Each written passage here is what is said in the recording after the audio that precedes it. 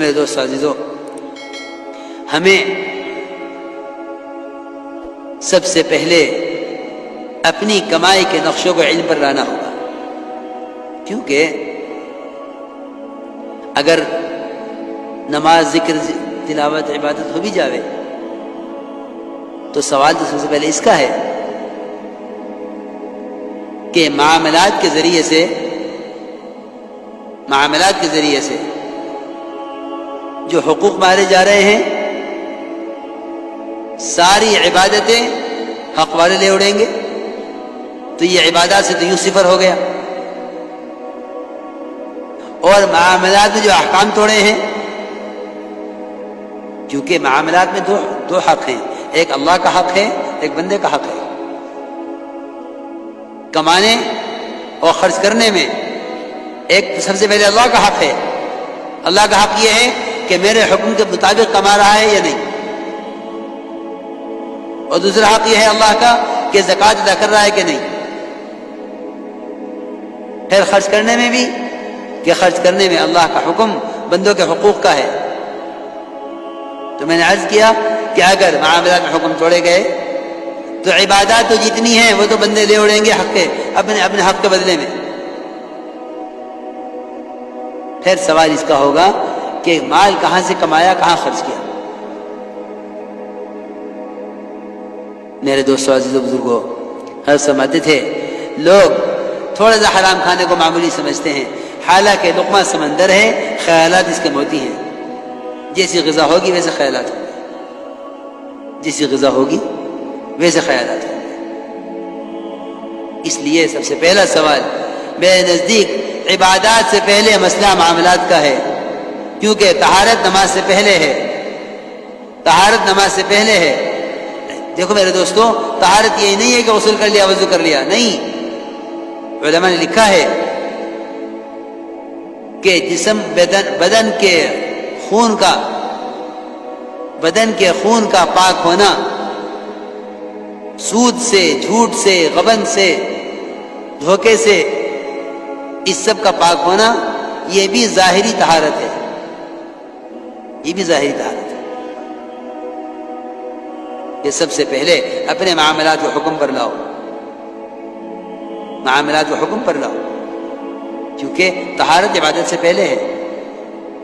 معاملات کو حکم پر لاؤ۔ سود کا ایک لقمہ، خدا کی قسم، سگی ماں کے ساتھ 70 مرتبہ زنا کرنے سے زیادہ گندگی اپنے اندر رکھتا ہے۔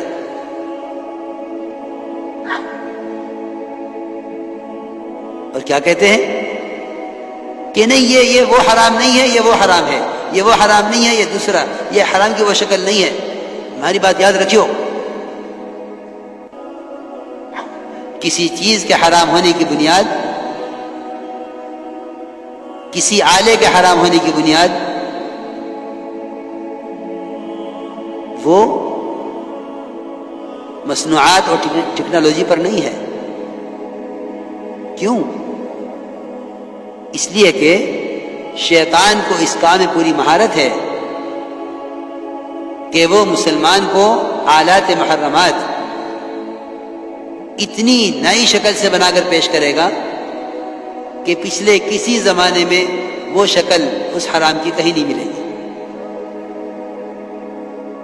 لوگ کہیں گے کہ نہیں، وہ حرام تھا، یہ حلال ہے، حالانکہ دونوں کا خدا کی قسم مقصد ایک ہے۔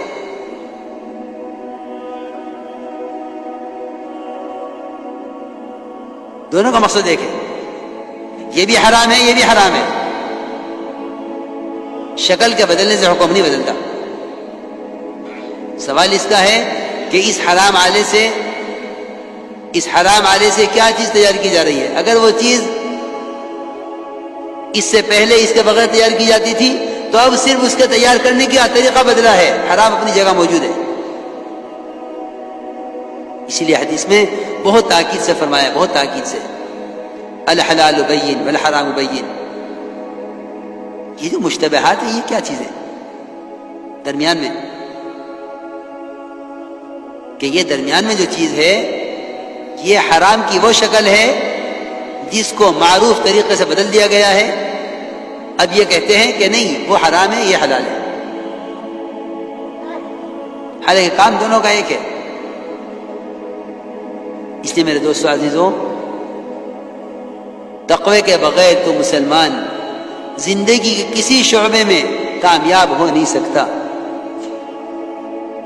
اور یہ بھی یاد رکھنا کہ تقوی کے بغیر یہ کوئی برکت، کوئی نصرت، اللہ کو کوئی وعدہ اپنے لیے پورا نہیں کرا سکتا، کیونکہ اللہ تعالیٰ نے جو وعدے کیے ہیں محض تقوی پر کیے ہیں۔ من یتق اللہ یجعل لہ مخرجا، پہلا وعدہ یہ ہے تقوی پر کہ ہم متقی کے لیے نکلنے کا راستہ بنائیں گے، چاہے ساتوں آسمان زمین ملا دیے جاویں، ان کے درمیان ایک آدمی کو بند کر دیا جاوے اور وہاں اس کو حرام کا موقع دیا جاوے اور یہ بچ کر بھاگنا چاہے تو اللہ ساتوں آسمان زمین سے نکلنے کا راستہ بنائیں گے۔ اللہ نے کیا ہے۔ یوسف علیہ السلام نکلتے چلے گئے، سارے دروازے بند تھے، اگر ایک اگر بیٹھ جاتے کہ حرام سے بچنے کا موقع نہیں ہے، نہیں، ایسا نہیں ہے، بلکہ جو حرام سے بچنا چاہتا ہے راستے اس کے لیے کھلتے ہیں۔ یہاں کے زمانے میں طے ہو گیا ہے کہ کیونکہ حالات ایسے ہیں اس لیے ارادہ ہی نہ کرو حرام سے بچنے کا، کہاں تک بچے؟ پہلا وعدہ تقوی پر یہ ہے کہ ہم نکلنے کا راستہ بنائیں گے۔ یوسف علیہ السلام کے لیے سارے دروازے کھلتے چلے گئے۔ پھر یہ بھی نہیں کہ تم ایک دفعہ بچو گے تو ہم تمہیں بچا کے تمہیں کامیاب کر دیں گے، کہ نہیں، ہم تمہارے تقوی کا امتحان لیں گے۔ تقوی کا امتحان یوسف علیہ السلام کا جیل میں جانا ہے کہ دیکھیں وہاں جا کر ایسا تو نہیں کہ جیل سے تنگ آ کر واپس حرام کی طرف آویں، کہ نہیں، میں اس حرام سے اپنے آپ کو بچاتا ہوں، چاہے جیل مل جاوے۔ رب السجن احب الی، کہ جیل زیادہ پسند ہے مجھے اس حرام سے۔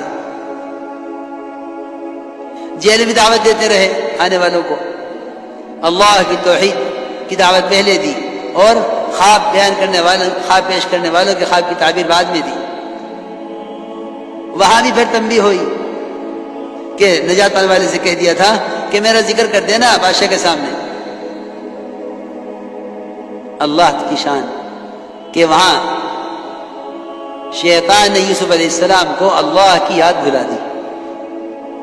انسا الشیطان فانسا الشیطان ذکر ربہ، ذکر رب یوسف۔ یہاں علماء نے تفسیر کی ہے کہ یوسف علیہ السلام کو شیطان نے اس وقت اللہ کی یاد بھلا دی کہ ہم سے کیوں نہیں کہا نکلنے کے لیے جیل سے، جب آنے کے لیے ہم سے کہا تھا، بادشاہ کے پاس کیوں کہلوایا۔ سنو، تو میں تو عرض کر رہا تھا کہ تقوی پر اللہ رب العزت ہر تنگی سے نکالیں گے۔ دوسرا وعدہ یہ ہے کہ جو تقوی اختیار کرے گا ہم اس کے لیے اس کو ایسی جگہ سے رزق دیں گے جہاں اس کا گمان خیال نہیں پہنچے گا۔ اور ایک یہ فرمایا کہ ہم متقی کام میں آسانی پیدا کر دیں گے۔ داؤد علیہ السلام کے لیے لوہے کو اس لیے نرم کیا گیا کہ انہوں نے بیت المال سے ذاتی خرچ لینا بند کر دیا، حالانکہ بادشاہ تھے، خلیفہ تھے، ذاتی خرچ بیت المال سے لیتے تھے۔ اللہ کو ایک بات پسند نہیں تھی کہ حاکم حکومت کرے، یعنی رعایا کی خدمت کرے اور رعایا کے مال میں سے اپنی ذات پہ خرچ کرے۔ اس کا کوئی تصور ہی نہیں تھا، اس کا کوئی تصور ہی نہیں تھا کہ حاکم رعایا کے مال سے اپنی ذات پہ خرچ کرے۔ جو حکومتیں کرتے تھے آخرت کے لیے وہ ڈرتے تھے کہ آخرت ضائع ہو جائے گی، اس لیے رعایا کے مال سے کوئی فائدہ نہ اٹھانا کہ آخرت ضائع ہو جائے گی۔ اسی لیے داؤد علیہ السلام لیتے تو تھے خرچ بیت المال سے، اور 4000 درہم لیتے تھے، لیکن اللہ کو یہ بات پسند نہیں تھی۔ اللہ تعالیٰ نے داؤد علیہ السلام کے، کیونکہ ان کا معمول یہ تھا کہ وہ رات کو بہ بدل کے پھرتے تھے اور پوچھتے تھے لوگوں سے کہ تمہارا بادشاہ جو ہے داؤد یہ کیسا آدمی ہے، تاکہ لوگ میرا حال بتاویں۔ آج تو کوئی اس کے لیے بھی تیار نہیں، کوئی ٹوک دے اس کو تو اس کو اپنا محسن سمجھے۔ وہاں تو کوشش یہ تھی کہ بھیس بدل کے پھرو تاکہ ہمارے بارے میں لوگ صحیح رائے قائم کر سکیں۔ یہاں تو ٹوکنے پر بھی تیار نہیں ہے سننے کو، اور وہاں کے خلفائے راشدین کا اور انبیاء علیہ السلام کا مزاج یہ تھا کہ وہ اپنے اوپر ٹوکنے والے اپنے ٹوکنے والوں کو اپنا محسن سمجھتے تھے، اپنا محسن سمجھتے تھے کہ ہمیں ٹوک دیا۔ معاویہ رضی اللہ تعالیٰ عنہ 5 جمعے کہتے رہے مال ہمارا ہے، ایک بڑی میں نے ٹوک دیا، فرمایا بڑی میاں کہ اللہ تمہیں جزائے خیر دے، تم نے مجھے زندگی بخش دی، ورنہ میں تو مر رہا تھا، کیا میرے اندر کوئی خیر نہیں ہے کیونکہ مجھے ٹوکا جانا ختم ہو گیا۔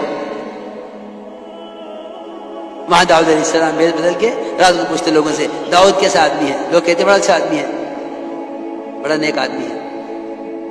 ایک اللہ نے ایک فرشتے کو کھڑا کر دیا راستے میں، اس سے بھی پوچھا فرشتے سے انسان سمجھ کے کہ بھائی تو بتاؤ یہ داؤد کیسا آدمی ہے؟ میں نے کہا ہاں آدمی تو بہت اچھا ہے مگر ایک کمی ہے ان کے اندر، کہ کمی یہ ہے کہ یہ بیت المال سے اپنا ذاتی خرچ نکالتے ہیں، خود کما کے نہیں خرچ کرتے اپنی ذات پر۔ اسی وقت طے کر لیا کہ بیت المال سے خرچ نہیں لینا۔ ایسے ہوتے تھے حاکم۔ چنانچہ وہاں تو طے کر لیا کہ بیت المال سے نہیں لینا، اب کیا کریں؟ تو اللہ تعالیٰ نے کام دیا کرنے کے لیے، اور سب سے مشکل کام کہ جنگ میں پہننے والی زرہ بناؤ، جنگی زرہ تیار کرو، ایک کڑی برابر کی بناؤ اور زرہ کھلی بناؤ، اور سہولت کیا کی؟ من یتق اللہ یجعل لہ من امرہ یسرا، کہ لوہے کو ان کے لیے گوندھے ہوئے آٹے کی طرح نرم کر دیا، جب تک ایک کڑی تیار نہیں ہو جاتی وہ نرم رہتی، بالکل آٹے کی طرح، گوندھے ہوئے آٹے کی طرح۔ ایک وعدہ یہ ہے کہ ہم تقوی اختیار کرنے والی کی پچھلی ساری معاف کر دیں گے اور اگلی زندگی میں اس کے عمل کے اجر کو بڑھا دیں گے۔ من یتق اللہ یکفر عن سیئاتہ ویعظم لہ اجرا۔ تو میں عرض کر رہا تھا میرے دوستو عزیزوں کہ سب سے پہلے تقوی لاؤ کمائیوں میں، کیونکہ زنا کرنے والا، چوری کرنے والا، جھوٹ بولنے والا، شراب پینے والا، کسی کو اللہ نے نہیں فرمایا کہ یہ اللہ کے رسول سے جنگ کرنے والا ہے سوائے سود کھانے والے کے، کہ فرمایا کہ اگر سود سے باز نہیں آتے تو یہ اللہ کے رسول سے اعلان جنگ کیے ہوئے ہیں۔ اس لیے میرے دوستو عزیزوں معاملات کو حکم پر لاؤ، پھر دیکھو برکتیں کہ معاملات کو حکم پر لاؤ۔ اگر معاملات حکم پر آ گئے تو گویا عبادات میں کمال پیدا ہو گیا، اور عبادات میں کمال تو اخلاق اور معاشرے میں سب چیزوں میں کمال پیدا کر دے گا، کہ عبادات تو تمام چیزوں میں کمال پیدا کرنے کے لیے ہے۔ اس لیے ہمیں دعوت کے ذریعے اپنی پوری زندگی کو بدلنا ہے، دعوت کے ذریعے پوری زندگی کو بدلنا ہے۔